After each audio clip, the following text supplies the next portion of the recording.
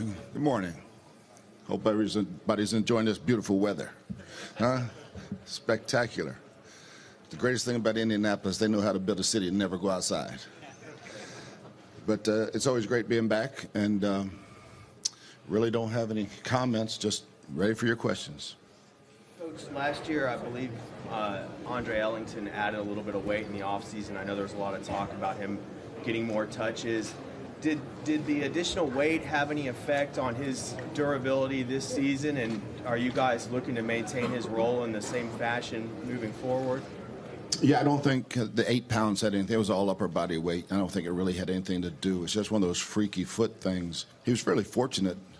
That's usually a Liz Frank injury would occurred for him, but instead of cracking the bone, he split the tendon, and really gutted it up for us for about 10 weeks, as long as he could. His role hopefully will expand. You know, we weren't able to do all the things we practiced because he couldn't practice on Wednesday and Thursday, and he'd limp around on Friday. But other than that, we think he's a great player.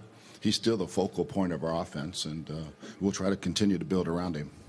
When you talk about building around him in the running game, do you guys plan on continuing to use? I think it's Kerwin Williams. Is he under contract for another season? What did you think of him? What do you think of the guys like Stephen Taylor and some of the other members of the I thought the guys that came in at the end of the season played extremely well. Kerwin especially was a pleasant surprise. Ran between the tackles, extremely good for a smaller back. Stefan is as steady a guy as you can have. You know, he's a powerful kid. He's got quick feet. He's also a heck of a special teams player. But we're pleased with the guys we have. You know, we missed Jonathan Dwyer, the bigger back that we had earlier in the season, and we'll see if we can fit someone in that role. The running back theme. How is the way teams play offense now? How has that changed the way you guys value running backs in the draft? Yeah, I think that's up to the back you have. You know, there are still guys that are feature backs, and there's some really quality ones in this draft. So, I mean, if you have a guy that he's your horse, and there's been some really good ones the last couple of years, you ride him. You know, you got to be careful with the number of touches as you get to December and January. But then you also have teams that have multiple players who can be successful in roles. So it's finding their roles and putting them in the right slots. You see the first round running back this year for the first time? Yeah, I think there's possibility this year. You might see 2. Bruce, can you believe how quickly Carson Palmer is progressing? And at this point, are you counting on him for week 1? Don't jinx me, baby. Yeah, he's doing extremely well. I mean, he's working his tail off, and he's at least 3 to 4 weeks ahead of schedule. He keeps talking about mini camp being ready to go, and we'll see how he progresses, whether or not we allowed him to do anything this spring. But I'm really pleased with where he's at. Bruce, in efforts to re-sign Larry, was there any concern on his part about his role, how he would be used? Did you talk to him about that going forward? Just like we normally do. We always have our exit interviews, you know, and we talked about where he was and what we expect from him. You know, he plays wide receiver, and we're going to throw him the damn ball, you know, and continue. The big thing for Larry is we got to keep him healthy. You know, 2 years ago was the hamstrings. He got the MCL twice this year, and he was playing at a very high level.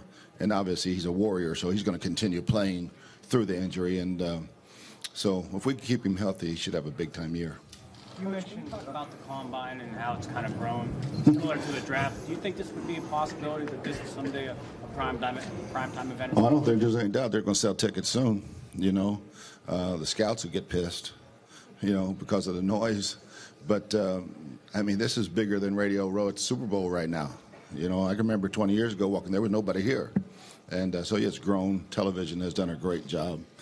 Obviously, when it's being viewed more than some basketball games, it's a pretty hot topic. You know, this is a big-time deal now. You mentioned a couple times that you want to see the defense get rebuilt. That's one of the things James Bettcher needs to do. Is there anything in particular that you're looking at that you think that your defense needs to add to or improve? Speed. We need speed at all our linebacker positions, and continue to develop Kevin Minter into a better player. That'd be very important for us. But just overall speed at all our linebacker positions. I like the progress Alex Okafor made this year.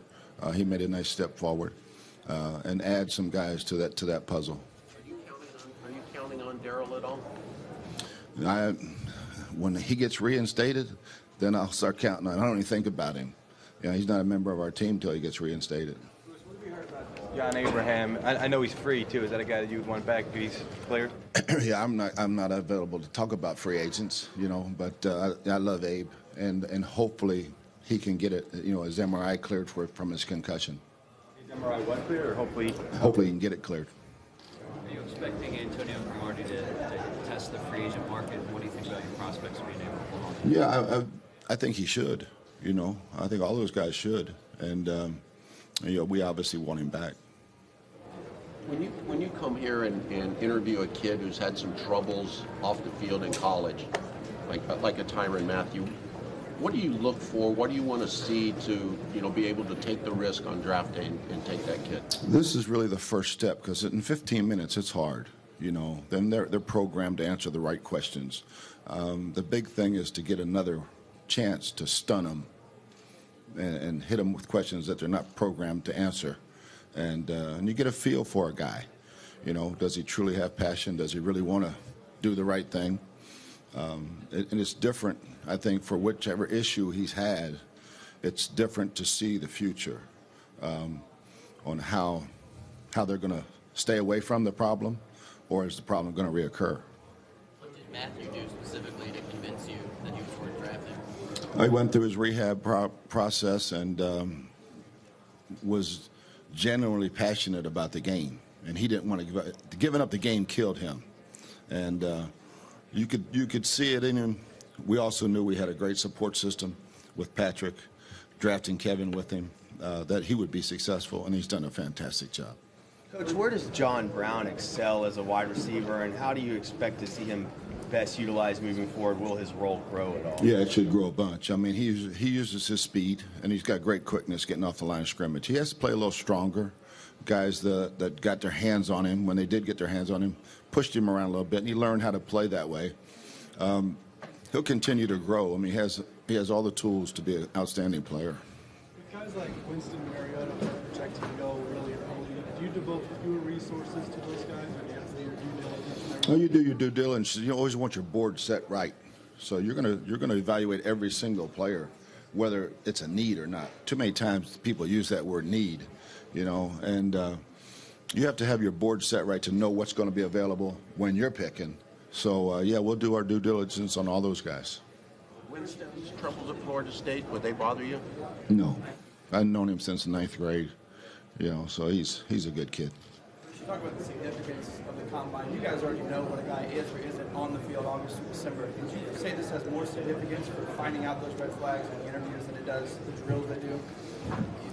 Yeah, the interview process, like I said, you need more than 15 minutes, and you can't do it here. So a spark will light within a coach or a scout. Hey, I like this guy. Let's go do more research on his personal part. The physical part, you see the tape. I'm not a big track meet guy, this is a track meet, and until they start hitting each other, then you'll see football. So too many guys skyrocket when they leave the combine because they ran 4.3, but you turn the tape on and they don't hit anybody. That's a different game. And so you can't get too enamored with the numbers, but the personal part of it is important for everybody.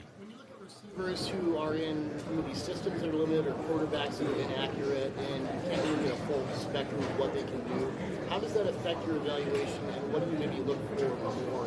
Yeah, those guys, normally you try to have a personal workout and have somebody that can throw be there and see how good their hands are and how their eyes and their hands work together. But yeah, it's very hard. I've done it over the years. Guys wide open all the time, and you could never see if he could catch a ball, and it's a shame for them. But this is one thing that you can have. The gauntlet drill is a great barometer for hands, and so there are things you can get out of the combine that way. How do you go about evaluating guys making a position switch from college to the pros, being quarterback to receiver, quarterback to DB? Yeah, I think the hardest one is projecting the defensive lineman to an offensive lineman. That should have happened when he was a sophomore, not now. You're talking about a practice squad guy at that point in time. But for any position switch, he better be. There are very few Antoine Randall-Els that are out there that can switch positions and play it very, very effectively. After signing the big deal last offseason, how did Patrick Peterson grade out for you guys this last season? Pat had a rough September, but he really finished extremely well. He probably played 3 or 4 of the best games he's ever played for us this year. Coach, are you guys pretty prolific receiver class last year? You had John Brown, so just kind of impact you wish you could have help the receivers make rookie receivers specifically make an impact quicker. Yeah, I think it has with the rules of getting their hands off the guys after 5 has allowed young receivers to come in and play quicker, because that's the physicality part is the part that's always been holding them back as rookies, and the volume of stuff they have to learn. But now with the new rules where they can come in the spring and be there 8-9 hours a day, there's no excuse why they can't learn it. So it's just, and they're better players.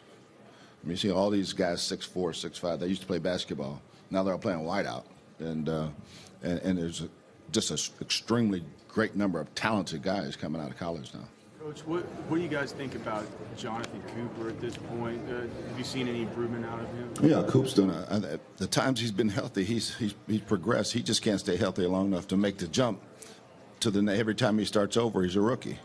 And but he had some really good games, some really good moments in games.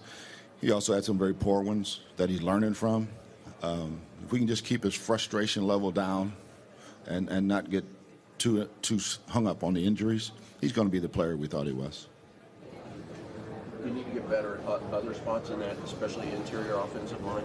We need to have competition. Yeah, we need to increase our competition for those inside spots. And I'm pleased with the tackles. I think Bobby can continue to improve like he did from last year to this year. We'll be set at tackle for a while. But the inside interior guys, yeah, I want competition. How does Michael Floyd become a more consistent piece of the passing offense? Keep Carson healthy.